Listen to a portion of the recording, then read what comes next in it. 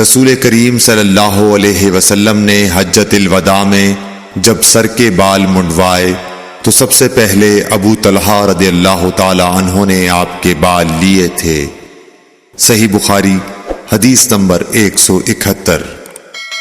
رسول اللہ صلی اللہ علیہ وسلم نے فرمایا کہ جب کتا تم میں سے کسی کے برتن میں سے کچھ پی لے تو اس کو 7 مرتبہ دھو لو تو پاک ہو جائے گا۔ صحیح بخاری حدیث نمبر 172۔ رسول کریم صلی اللہ علیہ وسلم نے فرمایا کہ ایک شخص نے ایک کتے کو دیکھا جو پیاس کی وجہ سے گیلی مٹی کھا رہا تھا، تو اس شخص نے اپنا موزہ لیا اور اس سے پانی بھر کر پلانے لگا حتیٰ کہ اس کو خوب سیراب کر دیا۔ اللہ نے اس شخص کے اس کام کی قدر کی اور اسے جنت میں داخل کر دیا۔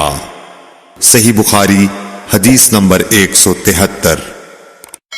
رسول اللہ صلی اللہ علیہ وسلم کے زمانے میں کتے مسجد میں آتے جاتے تھے، لیکن لوگ ان جگہوں پر پانی نہیں چھڑکتے تھے۔ صحیح بخاری حدیث نمبر 174۔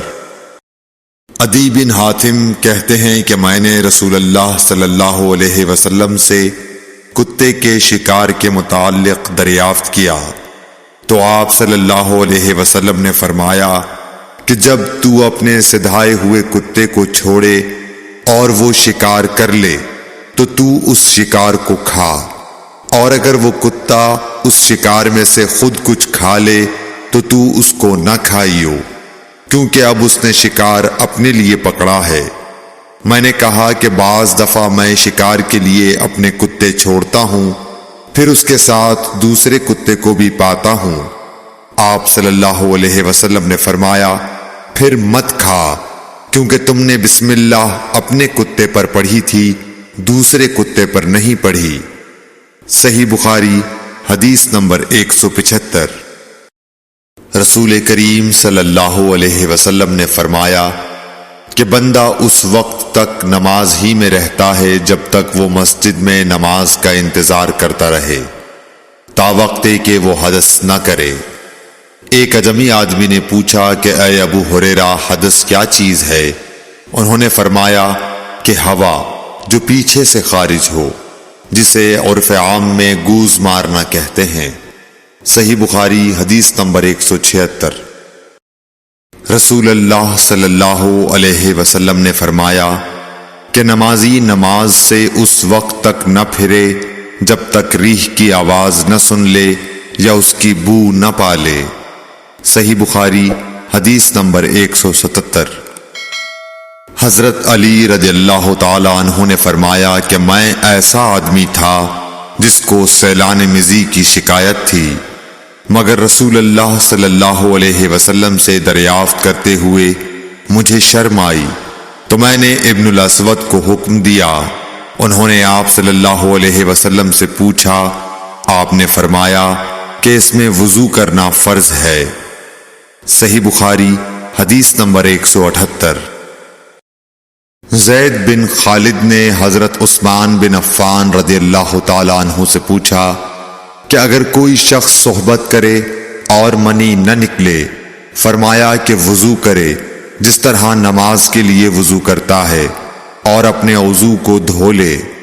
حضرت عثمان رضی اللہ تعالی عنہ کہتے ہیں کہ یہ میں نے رسول اللہ صلی اللہ علیہ وسلم سے سنا ہے۔ زید بن خالد کہتے ہیں کہ پھر میں نے اس کے بارے میں حضرت علی، زبید، طلحہ اور ابی بن کعب رضی اللہ عنہم سے دریافت کیا، سب نے اس شخص کے بارے میں یہی حکم دیا۔ صحیح بخاری حدیث نمبر 179۔ رسول اللہ صلی اللہ علیہ وسلم نے ایک انصاری کو بلایا، وہ آئے تو ان کے سر سے پانی ٹپک رہا تھا۔ رسول کریم صلی اللہ علیہ وسلم نے فرمایا شاید ہم نے تمہیں جلدی میں ڈال دیا۔ انہوں نے کہا جی ہاں۔ تب رسول اللہ صلی اللہ علیہ وسلم نے فرمایا کہ جب کوئی جلدی کا کام آ پڑے یا تمہیں انزال نہ ہو تو تم پر وضو ہے، غسل ضروری نہیں۔ صحیح بخاری حدیث نمبر 180۔ رسول کریم صلی اللہ علیہ وسلم جب عرفہ سے لوٹے تو پہاڑ کی گھاٹی کی جانب مڑ گئے اور رفع حاجت کی۔ اسامہ کہتے ہیں کہ پھر آپ نے وضو کیا اور میں آپ صلی اللہ علیہ وسلم کے اعضاء پر پانی ڈالنے لگا اور آپ وضو فرماتے رہے۔ میں نے کہا یا رسول اللہ، آپ اب نماز پڑھیں گے؟ آپ نے فرمایا نماز کا مقام تمہارے سامنے یعنی مزدلفہ میں ہے، وہاں نماز پڑھی جائے گی۔ اس حدیث سے ثابت ہوا کہ وضو میں دوسرے آدمی کی مدد لینا جائز ہے۔ صحیح بخاری حدیث نمبر 181۔ مغیرہ بن شعبہ رضی اللہ عنہ ایک سفر میں رسول کریم صلی اللہ علیہ وسلم کے ساتھ تھے۔ وہاں آپ رفع حاجت کے لیے تشریف لے گئے۔ جب آپ واپس آئے، آپ نے وضو شروع کیا تو مغیرہ بن شعبہ آپ کے اعضائے وضو پر پانی ڈالنے لگے۔ آپ صلی اللہ علیہ وسلم وضو کر رہے تھے۔ آپ نے اپنے منہ اور ہاتھوں کو دھویا، سر کا مسح کیا اور موزوں پر مسح کیا۔ صحیح بخاری حدیث نمبر 182۔ عبداللہ بن عباس رضی اللہ تعالی عنہ نے رات رسول کریم صلی اللہ علیہ وسلم کی زوجہ مطہرہ اور اپنی خالہ میمونہ رضی اللہ عنہا کے گھر میں گزاری۔ وہ فرماتے ہیں کہ میں تکیے کے عرض یعنی گوشے کی طرف لیٹ گیا اور رسول کریم صلی اللہ علیہ وسلم اور آپ کی اہلیہ نے معمول کے مطابق تکیے کی لمبائی پر سر رکھ کر آرام فرمایا۔ رسول اللہ صلی اللہ علیہ وسلم سوتے رہے اور جب آدھی رات ہو گئی یا اس سے کچھ پہلے یا اس کے کچھ بعد آپ بیدار ہوئے اور اپنے ہاتھوں سے اپنی نیند کو دور کرنے کے لیے آنکھیں ملنے لگے۔ پھر آپ نے سورہ آل عمران کی آخری 10 آیتیں پڑھیں۔ پھر ایک مشکیزے کے پاس جو چھت میں لٹکا ہوا تھا آپ کھڑے ہو گئے اور اس سے وضو کیا، خوب اچھی طرح، پھر کھڑے ہو کر نماز پڑھنے لگے۔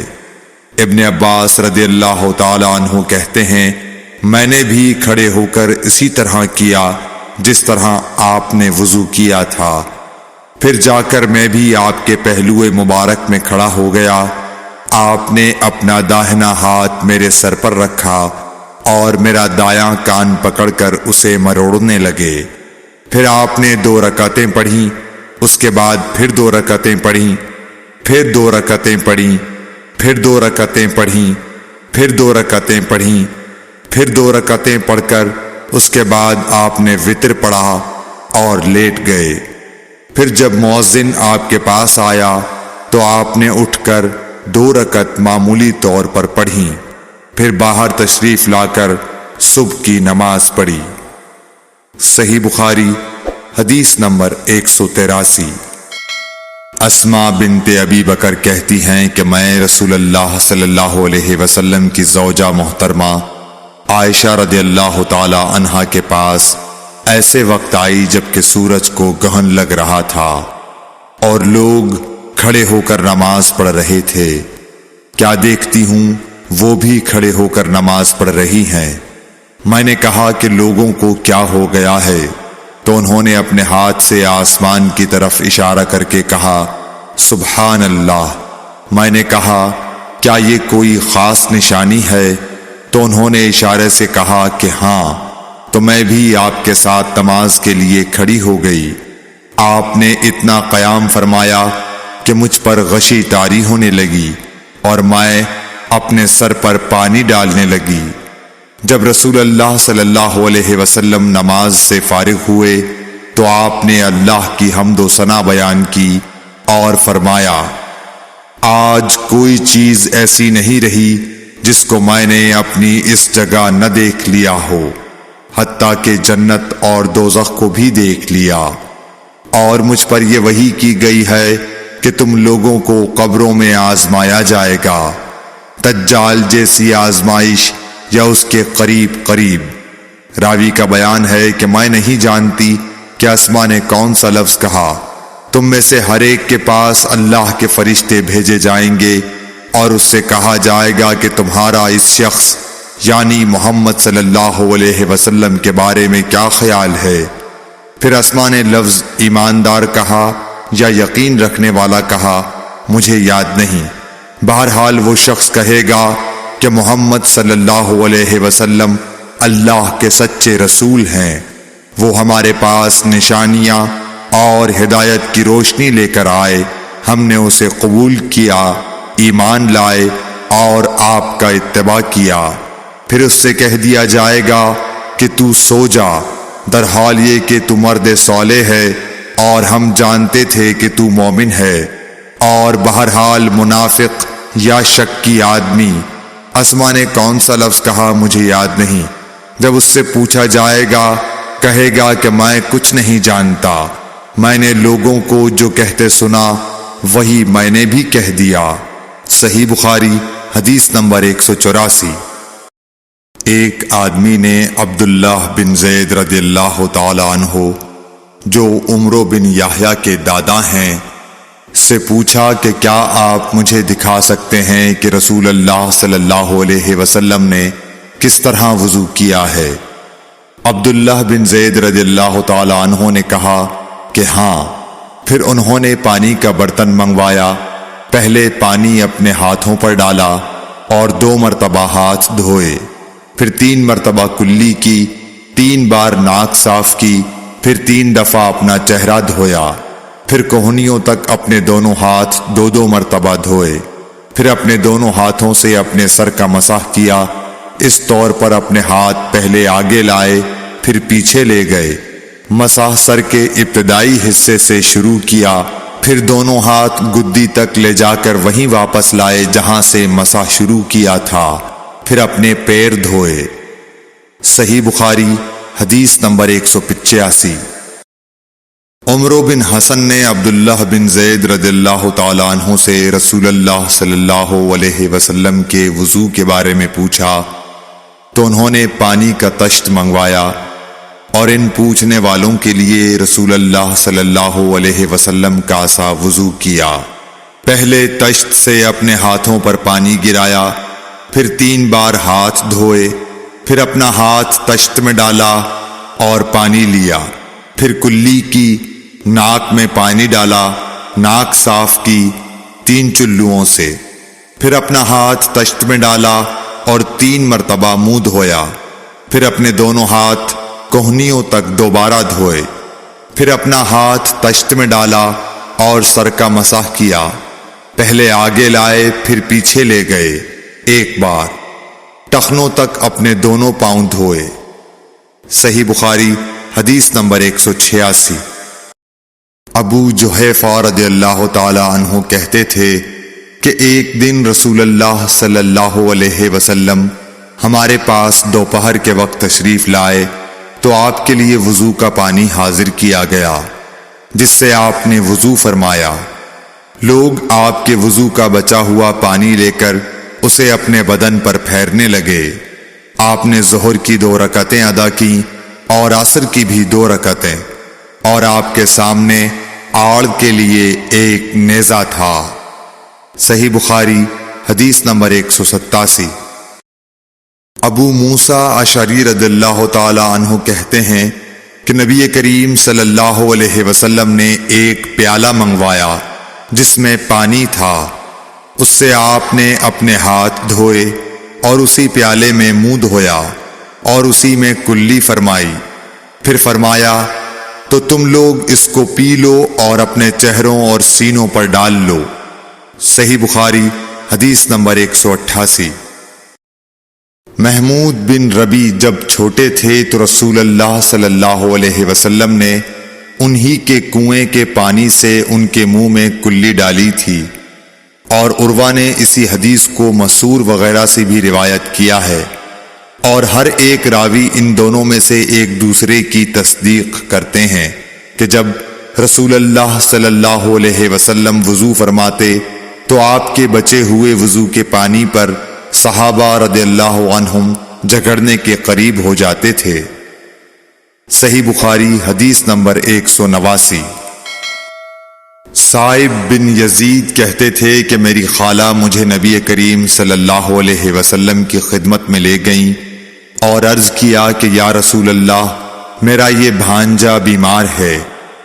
آپ صلی اللہ علیہ وسلم نے میرے سر پر اپنا ہاتھ پھیرا اور میرے لیے برکت کی دعا فرمائی۔ پھر آپ نے وضو کیا اور میں نے آپ کے وضو کا بچا ہوا پانی پیا۔ پھر میں آپ کی کمر کے پیچھے کھڑا ہو گیا اور میں نے مہر نبوت دیکھی جو آپ کے مونڈھوں کے درمیان ایسی تھی جیسے چھپر کھٹ کی گھنڈی یا کبوتر کا انڈا۔ صحیح بخاری حدیث نمبر 190۔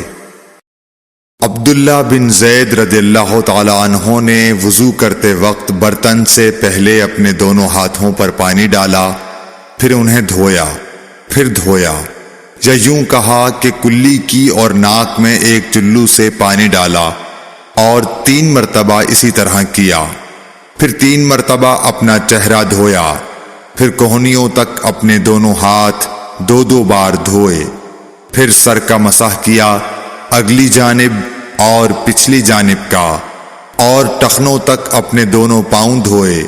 پھر کہا کہ رسول اللہ صلی اللہ علیہ وسلم کا وضو اسی طرح ہوا کرتا تھا۔ صحیح بخاری حدیث نمبر 191۔ عبداللہ بن زید رضی اللہ تعالی عنہ سے رسول کریم صلی اللہ علیہ وسلم کے وضو کے بارے میں پوچھا تو عبداللہ بن زید رضی اللہ عنہ نے پانی کا ایک طشت منگوایا، پھر ان لوگوں کے دکھانے کے لیے وضو شروع کیا۔ پہلے طشت سے اپنے ہاتھوں پر پانی گرایا، پھر انہیں 3 بار دھویا، پھر اپنا ہاتھ برتن کے اندر ڈالا، پھر کلی کی اور ناک میں پانی ڈال کر ناک صاف کی 3 چلوؤں سے 3 دفعہ، پھر اپنا ہاتھ برتن کے اندر ڈالا اور اپنے منہ کو 3 بار دھویا، پھر اپنا ہاتھ برتن کے اندر ڈالا اور دونوں ہاتھ کوہنیوں تک 2 بار دھوئے، پھر سر پر مسح کیا، اس طرح کہ پہلے آگے کی طرف اپنا ہاتھ لائے، پھر پیچھے کی طرف لے گئے، پھر برتن میں اپنا ہاتھ ڈالا اور اپنے دونوں پاؤں دھوئے۔ دوسری روایت میں ہم سے موسیٰ نے ان سے وہیب نے بیان کیا کہ آپ نے سر کا مسح 1 دفعہ کیا۔ صحیح بخاری حدیث نمبر 192۔ رسول کریم صلی اللہ علیہ وسلم کے زمانے میں عورت اور مرد سب ایک ساتھ ایک ہی برتن سے وضو کیا کرتے تھے، یعنی وہ مرد اور عورتیں جو ایک دوسرے کے محرم ہوتے۔ صحیح بخاری حدیث نمبر 193۔